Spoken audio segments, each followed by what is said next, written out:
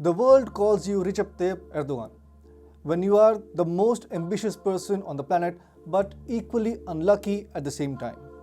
You see, Erdogan is a man of straw who suffers from constant itch of punching above his weight.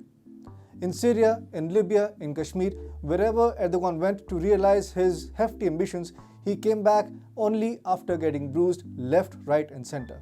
And in Ukraine, where Erdogan has nothing to do with any of the warring sides, it's one and only Erdogan who is going to pay a dear price if any war breaks out between Ukraine and Russia. Hi and welcome, you're watching TFI Global, the foreign affairs and geopolitical analysis arm of the TFI Media Group. I'm your host Piyush, and in this video I will explain how Turkey will be at the losing end in case of a war between Russia and Ukraine. Tensions are running red hot on the Russia-Ukraine border for over a month now.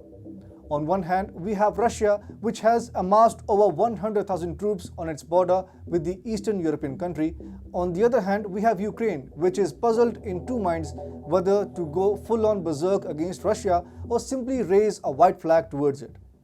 Russia has claimed that it doesn't intend to land its boots in Ukraine for usurping its territories, but the US seems adamant about shoving the Russian invasion theory down the throat of Ukraine. All in all, the situation is quite precarious for all parties, especially for the US and Ukraine. Indeed, war brings catastrophe and disaster along with ensuing economic and political woes. But mind the fact that Ukraine won't be the biggest loser of any such US-fueled war in the region.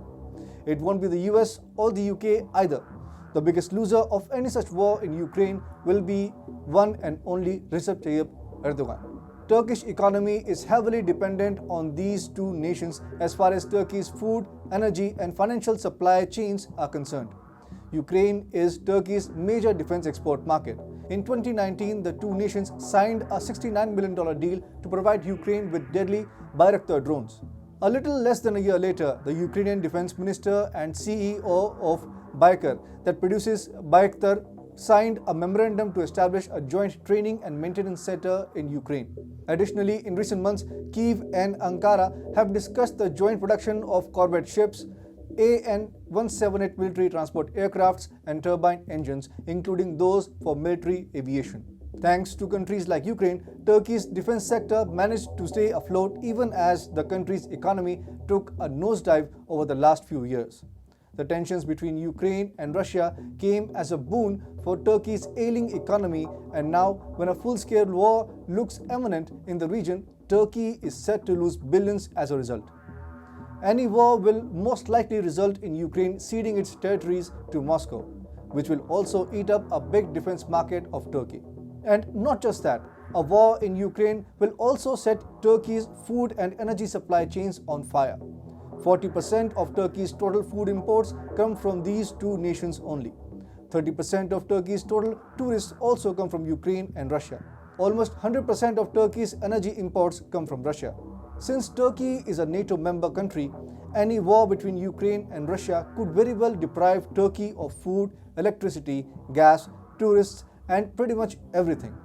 In fact, it is already paying a big price for poking Russian President Vladimir Putin in the eye. Earlier this week, Iran mysteriously shut off gas supplies to Turkey after Erdogan issued a warning to Putin over Ukraine.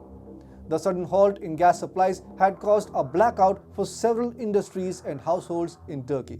So, there are plenty of reasons why Turkey doesn't want a war in Ukraine and why it has offered to broker peace between Kyiv and Moscow. In this way, Erdogan will ensure Russia's interests in Ukraine are secured. Erdogan will fight the Russian war against NATO now. All that when Turkey itself is a part of US-led NATO alliance. Isn't that interesting? A NATO country will now prevent NATO from doing what NATO is supposed to do, harming Russian interests in Ukraine. We must admit, the former KGB spy, Russian President Vladimir Putin, is a shrewd geopolitical master who has successfully checkmated NATO in Ukraine without even firing a single bullet.